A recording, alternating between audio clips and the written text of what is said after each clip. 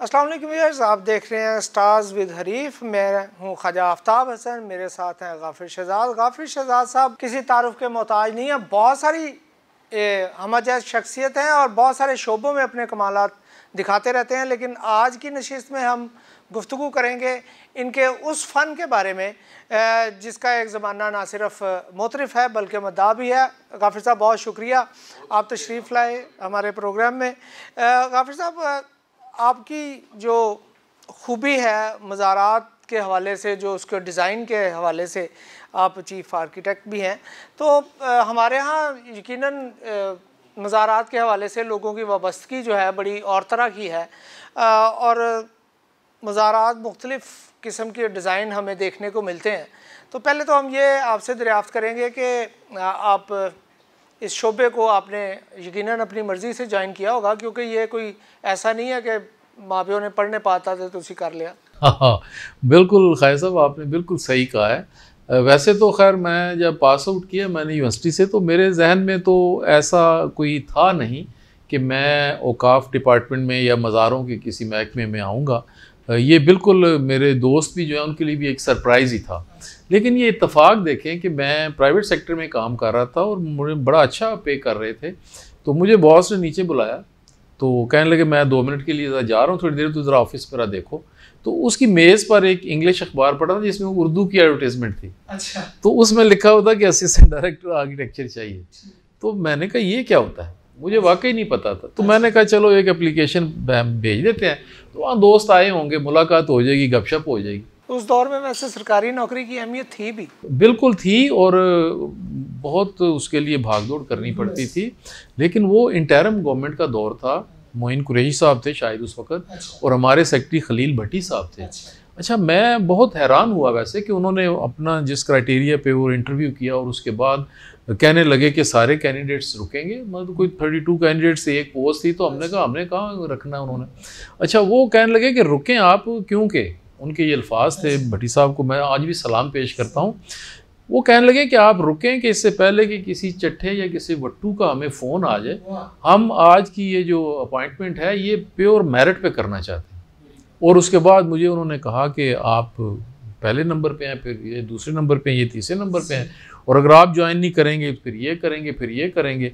और कहा कि आपने अभी जाना नहीं है, इधर ही रहना है। मैं ये भी अपॉइंटमेंट लेटर, अच्छा आज ही काम मुके टाइप हो रहा है, तो ये आज आपने लेटर लेके जाना है। अच्छा, खुद वो हज़रत मियाँ मीर चले गए उस दौरान उठ के। अब हम सारे रुक गए और उन्होंने जितने लोग थे उनसे पूछा कि भाई हमने ये सिलेक्शन किया, ये हमारा क्राइटेरिया था, इतने नंबर थे, तो अगर किसी को कोई एतराज़ है तो हमें बताएं।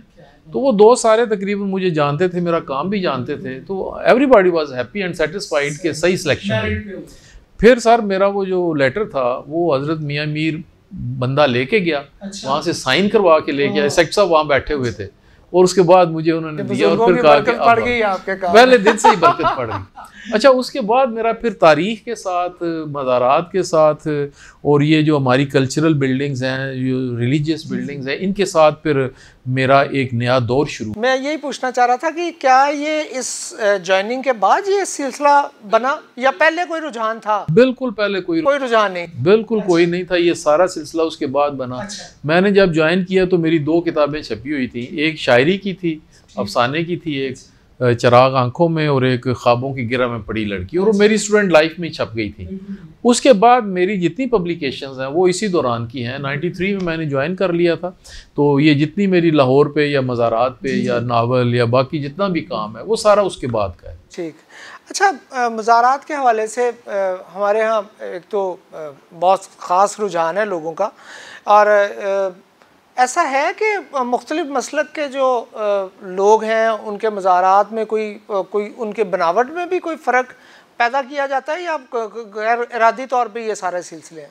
अच्छा, ये बड़ा अच्छा सवाल है ख़ैर साहब आपका, और बल्कि मैं इसका जवाब भी देना चाहता था ताकि लोगों को ज़रा पता चले कि ये मज़ार की जो इमारत नज़र आती है ये ऐसे ही नहीं है, और इसकी जो बिल्डिंग फार्म बनती है तो ऐसे ही नहीं बन जाती। अच्छा, एक तो आपने देखा होगा हज़रत गंज बख्श का मज़ार है।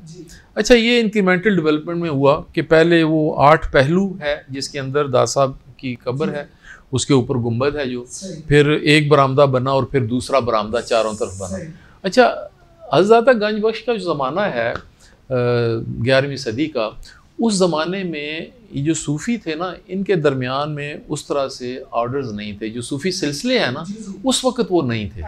आपने कश्फुल माजूब में भी पढ़ा होगा कि उन्होंने कहा कि ये कोई 11 या 12 फ़िरके हैं सूफिया के यहाँ, और वो इसलिए हैं कि कोई तवक्कुल को ज़्यादा अहमियत देता है, कोई सब्र को ज़्यादा अहमियत देता है, कोई सहब और शुक्र को ज़्यादा अहमियत देता है। इस वजह से ये मामूली इख्तिलाफ़ात हैं। ये जो सूफ़ी सिलसिले हैं ना हमारे सब कॉन्टिनेंट में, जिसमें चिश्ती हैं, सोहरवर्दी हैं, कादरी हैं और नक्शबंदी हैं, 4 मेजर सिलसिले, ये यहाँ की ही पहचान है। यानी ख्वाजा मोइनुद्दीन चिश्ती जब यहाँ पे आए तो चिश्ती सिलसिला शुरू हो गया, क्योंकि वो चिश्त से बिलोंग करते थे। सोहरवर्दी सिलसिला जो था वो तो वहाँ से ही शुरू हुआ था, लेकिन यहाँ नुमाइंदे उसके बाउलक ज़करिया थे, वो यहाँ पे ले आए। अब्दुल कादिर जिलानी से ये कादरी सिलसिला शुरू हुआ, लेकिन लाहौर में जैसे मियाँ मीर उसके नुमाइंदे हैं। इसी तरह नक्शबंदिया सिलसिला जो है वो भी यहीं पे डेवलप हुआ। यहाँ मियाँ शेर मोहम्मद शरकपुरी हैं, वो भी नक्शबंदी सिलसिले से हैं। अच्छा, जो फ़र्क है इनके दरमियान वो देखें, आपने देखा होगा कि एक हॉस्पिटल आपको हॉस्पिटल नज़र आता है, एक कमर्शियल बिल्डिंग नज़र आती है, और लुक से ही अंदाज़ा हो जाता है कि आर्ट काउंसिल की बिल्डिंग, आर्ट काउंसिल। वजह क्या है? वजह ये होती है कि उस बिल्डिंग का जो फंक्शन है, उस फंक्शन से उसकी बिल्डिंग फॉर्म इवॉल्व होती है। अच्छा, इसी तरह से जो सूफ़ी सिलसिले हैं, इनकी तालीमात की प्रायरिटीज़ हैं। मिसाल के तौर पे कुछ लोग समा को सुनना पसंद करते हैं, कुछ लोग वहाँ दरबार में बैठते हैं कुछ देर, उनको बरामदा चाहिए। जैसे बाबा फरीद का जो था मज़ार, तो वहाँ एक बरामदा था जिसमें जो सतून थे, तो हर सतून एक शागिर्द के नाम से था और उसने अपना बस्ता वहाँ लटकाया होता था, और उसको ये जमात खाना उस वक़्त कहते थे। तो वहाँ तदरीस का एक सिलसिला था। इसी तरह से जो कादरी हैं वो भी वो समा को पसंद करते हैं, लेकिन नक्शबंदी नहीं उसको पसंद करते। इसी तरह से इनके यहाँ कोई ज़िक्र ख़फ़ी करता है, कोई ज़िक्र जली करता है। इनकी जो तरबियत और सलूक की मंजिलें हैं वो मुख्तलिफ हैं। अच्छा, उसी की वजह से इनके यहाँ जो ज़ायरीन हैं वो भी उसी तरह से हैं, उसी बिल्कुल। मसलन ये जो चिश्ती सिलसिले वाले हैं, अच्छा, इनके पास आपने देखा होगा कि बड़ी इनफॉर्मल सिटिंग होती है, हर तरह के लोग जाते हैं। ख़ास तौर पे जो गरीब गुरबा हैं वो बहुत ज़्यादा जाते हैं। वजह क्या थी कि जो भी जाता था उससे मुलाकात कर सकता था। उसके मुकाबले में जो सोहरवर्दी सिलसिला था बाउलक ज़करिया का या शाह रुकन आलम का, उसमें आप देखें कि उसमें मंजिलें होती थी कि अगर आपने सूफ़ी से मिलना है तो आप पहले उनके गेस्ट हाउस में वहाँ ठहरते थे। 1 महीने के बाद कहीं सूफ़ी चक्कर लगाता था, फिर आपको मुलाकात का टाइम देना, पूरी अरेस्टोक्रेसी थी वो, बिल्कुल एक डिफरेंट किस्म का वो सारा। अच्छा, ये जो थे हज़रत मियाँ मीर जो हैं, इनके बारे में पढ़ा भी होगा आपने कि ये लाहौर के सिंध से आए थे, लेकिन लाहौर के मुख्तलिफ हिस्सों में ये घूमते रहते थे, दोस्तों के साथ तसव्वुफ़ पे बात करते थे, इबादत करते थे। इनका एक कादरी सिलसिले का वो जो आपस में डायलॉग है जो अब्दुल कादिर जिलानी की निस्बत, ये उस वजह से था। अच्छा, इसी वजह से इनकी बिल्डिंग फॉर्म, आपको जो सोहरवर्दियों के मज़ार मुल्तान में है वो ह्यूज मैसिव, और ऐसे देख के हैबत तारी हो जाती है। जो चिश्तियों के हैं ये बड़े डाउन टू अर्थ, हम्बल और इस तरह के हैं। आपको कभी मज़ारात में ये सारा फ़र्क नज़र आता है, सारा फ़र्क आपको नज़र आता है। इसी तरह कादरी सिलसिले के भी देखें कि वो मुग़ल पीरियड में ज़्यादा डेवलप हुआ, तो वो ना तो सोहरवर्दियों की तरह से बहुत हैवी और मैसिव है, ना ही चिश्तियों की तरह से बहुत ही मतलब डाउन टू अर्थ है। ये एक दरमियान की एक सूरत हाल है। तो इनके मज़ारात जो हैं वो इस तरह से हैं। तो ये बुनियादी फ़र्क है। अच्छा, गाफिर साहब, अब ज़ाहिर फ़िरक़ों की बात की जाए या बाकी सिलसिले बात की जाए, वो अपनी जगह है। अच्छा, पिछले कुछ साल पहले जब लाहौर में कुछ सड़कों की उनकी तोसी की बात हुई, तो बहुत सारे मज़ारात के हवाले से लोगों की बड़ी अकीदत भी थी। तो वो हमें सुनने में आया कि वो रातों रात ही उनको लिया गया और दूसरी जगह मुंतकिल कर दिया गया। एक तो हमें ये बताइएगा कि क्या इससे मज़ार की जो तौकीर थी उसमें कोई फ़र्क पड़ा होगा या नहीं पड़ा होगा। दूसरा, इस दौरान ये भी चीज़ बड़ी सामने आई थी कि बहुत सारे मज़ार में कोई ऐसा वजूद ही नहीं है किसी बुज़ुर्ग का, और वहाँ अकीदतमंदों की भरमार है और रश है। बिल्कुल बिल्कुल, ऐसा आप जो बात कर रहे हैं वो बिल्कुल दुरुस्त बात है। अच्छा, जो बात है ना तौकीर की कि उस पर कोई फ़र्क पड़ता है या नहीं, अच्छा, हमारे यहाँ ये रिवायत भी रही है कि सूफिया को ही नहीं, आम भी जो बॉडीज़ होती हैं उसको कुछ वक्त के बाद अगर कोई रीज़न हो तो उसको एक जगह से दूसरी जगह शिफ्ट करते हैं।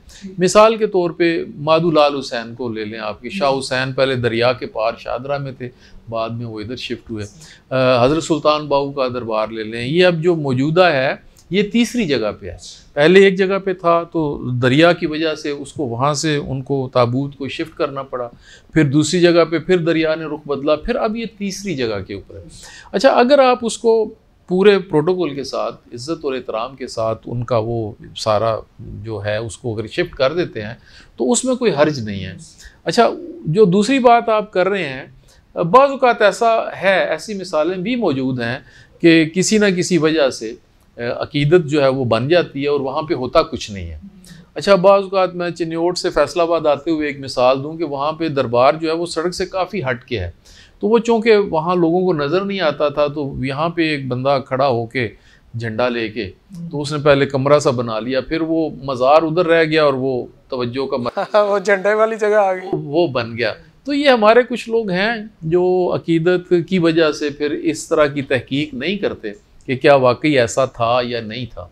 तो ये दोनों तरह से ये चीज़ें हैं। आपने खासा इस पे काम भी किया और इस दौरान आपकी बहुत सारी तहकीकी जो तहकीकात पे मबनी, तहकीकात तो नहीं कहना चाहिए, जो रिसर्च पे मबनी आपने किताबें भी आपने शाया की और वो इस हवाले से, अदब के हवाले से भी देखा जाए, मज़ारात के बारे में बात करना, अगर बातों का ये होता है कि हर बंदा अपने मिजाज के मुताबिक बात करता है, जब आप तहरीर की शक्ल में लेके आते हैं तो ज़ाहिर है उसकी हैसियत कतई मुख्तलिफ हो जाती है। तो और हमारे यहाँ छोटी छोटी बातों पे लोगों का रद्द-ए-अमल बड़ा अजीब सा होता है और गौर करने का रवाज सिरे से ही नहीं है। और ख़ास तौर पे ये इनकी अकीदत में लोग बहुत सारे गड़बड़ भी कर देते हैं। मज़ारात की तारीख़ जब आप जाते हैं, उसको देखते हैं, तो क्या आपने देखा कि कहाँ पे कुछ फैंटेसी का एलिमेंट ज़्यादा है और हकीकत से कितना कुछ चीज़ें दूर हैं? जी, अच्छा, इसमें ना दो हवालों से चीज़ें सामने आती हैं। एक हवाला तो ये है कि कुछ सूफिया के जो बाकायदा उनके शागिर्द होते हैं या सलूक की वो मंजिलें तय करना चाहते हैं तो उस रास्ते पे चल निकलते हैं और वो बाकायदा तरबियत के मराहल हैं। एक तो वो है ना, वो इल्मी और फ़िक्री सतह पर और रूहानी सतह पर उनका एक ताल्लुक़ है। अच्छा, ये एक बहुत वास्ट सब्जेक्ट है, यानी आम तौर पे किसी पढ़े लिखे आदमी से भी कहें ना मज़ार की बात करें तो वो या वो नहीं यार मज़ार पे क्या है, ऐसी बात नहीं है। आप अगर इसकी तारीख़ का मुताला करें तो ये अपने ज़माने के बहुत बड़े दानिश्वर थे और बहुत कह लें कि साइंटिस्ट भी थे और इन्होंने एक पब्लिक की रहनुमाई भी की है और उनको इन्फ्लुएंस भी किया है। और इनकी अगर आप किताबें मसलन ये जो कश्फुल माजूब है, ये अगर आप किसी वक्त उठा के देख लें तो इसके अंदर आपको तसव्वुफ़ की वो बातें जो इंसान की ज़िंदगी से बराह रास्त जुड़ी हुई हैं, यानी कुरान और हदीस में तो इस्लाम की बराह रास्त चीज़ें हैं, लेकिन बहुत सारे मौज़ूआत ऐसे हैं जो वहाँ पे उस तरह से डिस्कस नहीं हुए लेकिन इंसानी ज़िंदगी का हिस्सा हैं। तो इन सूफिया ने उन सब को डिस्कस किया है। मतलब ये जो है दाता साहब की किताब, इसमें साहब और सकर की बात है। अच्छा, साहब जो है वो ऐसी कैफियत होती है आपकी कि जो आप अपने ऊपर तारी करते हैं, कोशिश कर रही। अच्छा, सकर जो है वो ऐसी कैफियत है जो खुद ब खुद तारी हो जाती है, इसको आप मदहोशी कह लें। अच्छा, अब दोनों तरह से ये कैफियत होती है और दोनों मतलब एक को जो है बस्तामी जो है वो बायज़ीद बस्तामी, वो सकर को वो कर रहे हैं और जो साहब है वो जुनैद बगदादी हैं। अब ये देखें कि ये दो कितने बड़े मकतबा फ़िक्र हैं और उनके दरमियान फ़र्क क्या है। अच्छा, अब वो कहते हैं कि मतलब हज़रत दाऊद की निगाह किसी खातून पे जब पड़ी तो वो क्या कैफियत थी और जब हज़रत मोहम्मद सल्लल्लाहु अलैहि वसल्लम की निगाह आपके मुँह बोले बेटे ज़ैद की जो वाइफ थी उसके ऊपर पड़ी तो उसकी क्या वजह थी। तो ये जो सूफिया हैं ये इन सारी कन्फ्यूजन्स को दूर करते हैं और प्रॉपर गाइड करते हैं। अच्छा, एक तो ये लोग हैं ना जो पढ़े लिखे हैं और आप देखें हिंदुस्तान में भी इन्होंने कम से कम 600 साल तक मुआशरे को एतदाल में रखा है। यानी दाता साहब के आने के बाद से लेके अगर आप ये औरंगज़ेब आलमगीर के बाद तक का पीरियड देखें और बल्कि मियां मोहम्मद बख्श तक आ जाएँ आप, तो ये जितने 700-800 साल हैं ये सोसाइटी हमारी सारी, कोई सोरवर्दियों से अकीदत रखता था, कोई कादरियों से अकीदत रखता था, कोई नक्शबंदियों से रखता था, तो वो सोसाइटी अमन और सुकून में थी। लेकिन जब ये फ़िरके बने हैं, ये देवबंदी हैं और ये बरेलवी हैं, और ये उसमें आके वो कन्फ्लिक्ट जो है वो ज़्यादा पैदा हुई और उन्होंने सोसाइटी संभाले रखी। इनसे जो हमारे उलमा कराम हैं, इनसे संभाली नहीं गई। तो इस वजह से मैं कहता हूँ कि ये बड़े इल्मी और फ़िक्री सतह पे बुनियादी इनका काम क्या है। मतलब सारा जो मेरा मुताला किया तो उसमें मैंने देखा कि बुनियादी तौर पे इंसान का जिस्म जो है और उसकी जो रूह है, इसके दरमियान जो ताल्लुक़ है और वो ताल्लुक़ खुदा के साथ कैसे जोड़ता है जाके, उसके साथ वो सारा है। और ये तकरीबन सारे मज़ाहब में देखें, जिस्म और उसकी रूह जो है, जो ज़िंदगी है उसको, ये तो सारे मज़ाहब में डिस्कस हुआ है। और इस्लाम जो है उन तमाम मज़ाहब की कंटिन्यूटी में एक क्लाइमैक्स है जिसमें आके बहुत सारे सवालों के जवाब हमें मिल गए हैं। तो हम यहूदियत को कुछ समझते हैं, ईसाई को समझते हैं, हालांकि वो इसी की कंटिन्यूटी का एक हिस्सा है और ये उसका क्लाइमैक्स है, ये हतमी है। अच्छा, दूसरी बात जो है वो है आम अकीदतमंदों की। अच्छा, आप ये देखें, एक आम अकीदतमंद, अब मसलन एक गरीब आदमी है, उसको ज़मीन का टुकड़ा है, कोई उससे छीन लेता है, गांव का चौधरी है, अब ना उसकी थाने में सुनी जाती है, ना गांव का चौधरी सुनता है, वो गरीब मस्कीन है, उसने कोई आहुजारी करनी है, ना उसके रिश्तेदारी कोई ऐसी है कि वो लड़ सके। वो जब इन मरकज़ों पे आता है, रो के अपनी एक फरियाद सुनाता है। अब वो होना तो अल्लाह ताला की मर्ज़ी से ही है कि उसकी बात अल्लाह ताला सुन लेता है या नहीं सुनता या जो भी होता है, लेकिन उसका एक है कि जी मैंने एक मरकज़ पे आके मैंने रो लिया। और ये एक फैसिलिटेट करने वाली बात है कि इस तवस्सुत से अल्लाह तक उसकी आवाज़ पहुंच जाती है। तो ये तो हमारे साइकोलॉजी के बहुत बड़े मराकज़ हैं जो आम आदमी को, जो गुर्बत से नीचे लेवल पे ज़िंदगी गुजार रहा है, उनकी ढारस है, उनको आसरा मिल जाता है। तो इस वजह से हमें इसको उस निगाह से नहीं देखना चाहिए कि ये बड़ी जहालत है। और ये मैं तो ज़ाती तौर पर नहीं समझता, हालांकि इसमें मैंने काम भी किया, PhD भी की, पढ़ा भी, सारा कुछ किया, लेकिन उनकी तालीमात को आप गैर जानिबदारी से देखें, वो किसी तरह से भी काम नहीं है। अच्छा गाफिर साहब, एक जाते जाते एक आम अकीदतमंद की एक बात हो रही है, तो हमारे यहाँ ज़ाहिर है ब्रांड बन जाता है, एक ब्रांड चल जाता है। अब उसकी हैसियत, उसकी बैकग्राउंड क्या है, उस पर कोई गौर नहीं करता और वो सारा सिलसिला जो है वो एक नया सिलसिला शुरू हो जाता है।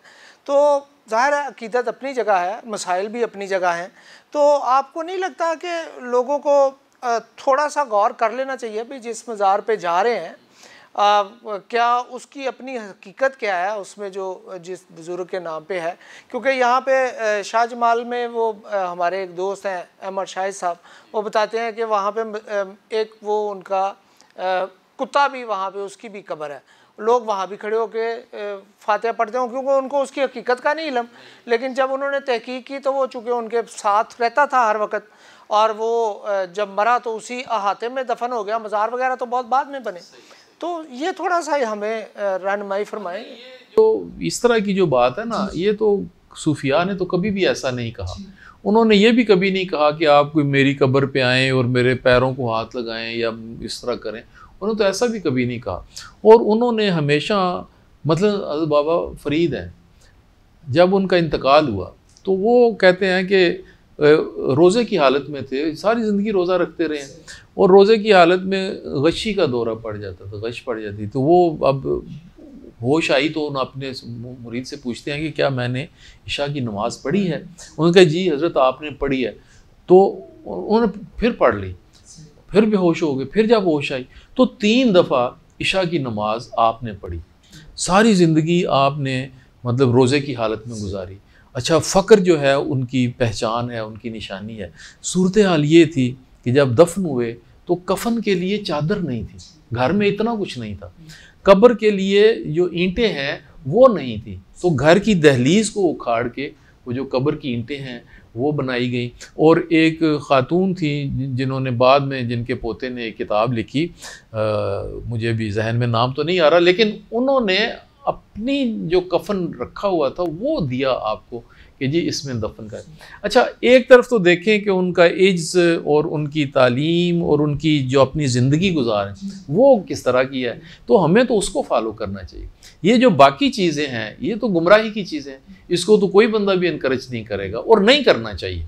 यानी इसकी वजह यह है कि हम इसको प्रॉपर तरीके से लोगों तक बताते नहीं हैं कि ये कौन लोग हैं और इनका क्या कंट्रीब्यूशन है और अल्लाह ताला के साथ, कायनात के साथ इनका क्या रिश्ता है और कैसे कैसे सवाल हैं जिन उनके इन्होंने जवाब दिए हैं। तो अगर हम इसको प्रॉपर एजुकेशन के हवाले से लेके चलें तो ये तो बहुत मतलब एक बहुत खुला मैदान है। और ये देखें कशफुल माजूब को नहीं कोई बंदा नहीं पढ़ता। अच्छा, उसकी जो तफसीरें की गई हैं वो इतनी गलत की गई हैं, मैं कहता हूँ उस पर पाबंदी लगनी चाहिए। एक फ़ारसी में थी असल, उर्दू में ख्वाजा ये थे अपना मौलवी फ़ैरोज़ुद्दीन, ये जो फ़ैरोज़ुल-लग़ात वाले, वो मौलवी फ़ैरोज़ुद्दीन फ़ारसी के, अरबी के बहुत पढ़े लिखे काबिल शख्स थे। 1892-93 में उन्होंने पहली दफ़ा फ़ारसी से उर्दू में कशफुल माजूब को तर्जुमा किया। अगर किसी ने असल कशफुल माजूब पढ़नी है तो वो तर्जुमा मार्केट में अवेलेबल है, फ़ैरोज़ सन से ले लें बेशक, वो वहाँ पे और देखें कि असल कशफुल माजूब क्या है। उसके अलावा कुछ लोगों ने उसकी तफसीरें लिख के बहुत गुमराही फैलाई है। तो ये बड़ा एहतियात का तलब ये मौजू है और इस पे हमारे यहाँ अभी जो तसव्वुफ़ के नाम पे कुछ बाबे आपको टीवी स्क्रीन पे और महफिलों में नजर जी जी, अब ये तो हमारे सामने इन्होंने लफ्ज़ पढ़ने शुरू किए और वो गलत पढ़ने शुरू किए। यानी रसाला कशहरिया है तो उसकी इनको वो तलफ़ुज़ ही नहीं आता था। अभी जो मैं नाम नहीं लेता लेकिन बाकी भी यही हाल है। तो ये लोग वो हैं जो स्टेज के ऊपर ब्रांड बन के लोगों को गुमराह कर रहे हैं। तो इन्होंने खुद पढ़ पढ़ के, मैं ऐसे भी उनको जानता हूँ, खातून एक हैं, वो सामने खोल के रेडियो पे बैठ जाती थी और वो पढ़ती रहती थी। औज़ार है, रेडियो पे तो नहीं कोई नज़र आता ना, आवाज़ ही आती थी, उतना ही उसको समझ आता था।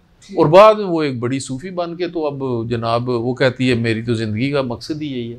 तो ये जो ब्रांड नेम बन के, अच्छा बिजनेस अटैच हो गया ना, बिजनेस अटैच। अच्छा, इसमें भी ना दादा साहब का कॉल है, वो कहते हैं कि कुछ लोग वो हैं जो सूफ़ी होते नहीं लेकिन उसकी मुशाबहत इख्तियार करते हैं, तो उनसे बच के रहें।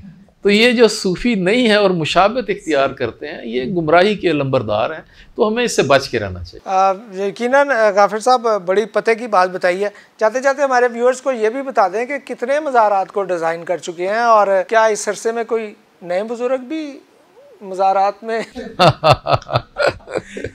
अच्छा देखें जी, ये जो नए बुजुर्ग वाली बात है ना, ये भी बड़ी कमाल और दिलचस्प बात है। यानी इसके बारे में कहा जाता है कि सूफिया का जो खुद एक चेन है उसमें तो एक दूसरे को जानते होते हैं, लेकिन पब्लिक जो है उनको नहीं पता होता कि ये किस मंजिल पे है। एक बात तो ये। दूसरी रह गई बात मज़ारात वाली। अच्छा, ये मेरे लिए बड़े एजाज़ की बात है और मैं यकीन करें कि बिल्कुल बाज़ औक़ात तो इस ट्रांस में इसने लुत्फ़ में रहता हूँ कि मेरे लिए इससे बड़ी बात क्या होगी कि मैंने बाबा बुल्ले शाह का मज़ार मैंने डिज़ाइन किया। वो अल्हम्दुलिल्लाह इस वक्त जिस कब्र में उनकी तदफीन है उसके ऊपर जो स्ट्रक्चर खड़ा हुआ है वो मैंने और उनकी फ़िलासफ़ी से कंसीव किया हुआ कि जैसे वो पब्लिकली बैठते थे। अच्छा, मादू लाल हुसैन, शाह हुसैन का मज़ार है, मैं तो उसको शाह हुसैन का ही कहता हूँ लेकिन चूँकि आम लोग मादू लाल हुसैन कहते हैं, तो शाह हुसैन का मज़ार है, वो भी मेरे लिए बड़े एजाज़ की बात है, वो भी मैंने डिज़ाइन किया। अच्छा, बागे जिना में एक मज़ार है तुर्त मुराद का। अच्छा, वो भी अल्हम्दुलिल्लाह ये एक छप्पर सा होता था, तो वो भी मेरा डिज़ाइन है। अच्छा, मियाँ शेर मोहम्मद शरकपुरी का यहाँ पे मज़ार है, वो 5 गुंबद हैं और बड़ा ही डिफ़िकल्ट स्ट्रक्चर था लेकिन वो बड़ा खूबसूरत बना हुआ है। अच्छा, सखी सैदन शिराज़ी, वहाँ पे भी मज़ार और मस्जिद, ये बाकी भी मज़ारात के साथ साथ मसाजिद जो हैं वो भी डिज़ाइन मतलब की हुई हैं। तो इसी तरह से कोई तकरीबन मेरा ख्याल है 200 से ज़्यादा मज़ारात हैं जो पंजाब में मैंने डिज़ाइन किए हैं और उसमें कुछ तो ज़ाहिर है इतने पॉपुलर नहीं हैं लेकिन कुछ ऐसे हैं कि जिनकी आइडेंटिटी बनती है और मेरे लिए बड़े एजाज़ की बात। बहुत शुक्रिया गाफिर साहब। व्यूअर्स, आपने गाफिर शहजाद साहब की बातें सुनी। गाफिर साहब सिर्फ एक मज़ार डिज़ाइन करने वाली शख्सियत नहीं है। आपने सुना कि वो मज़ार डिज़ाइन करने से पहले जिस बुज़ुर्ग के लिए मज़ार डिज़ाइन किया जाता है उसकी तारीख़ी हैसियत और उसके काम के हवाले से, उनके तसव्वुफ़ के हवाले से, लोगों के हवाले से जो उनकी खिदमात हैं उस पर भी गौर करते हैं। और देखने में ये उतने बुज़ुर्ग नहीं लगते हैं जितना इन्होंने बुज़ुर्गों के मज़ारों पे काम किया। आपका बहुत शुक्रिया, अपना बहुत ख्याल रखिएगा। अल्लाह ने के बाद।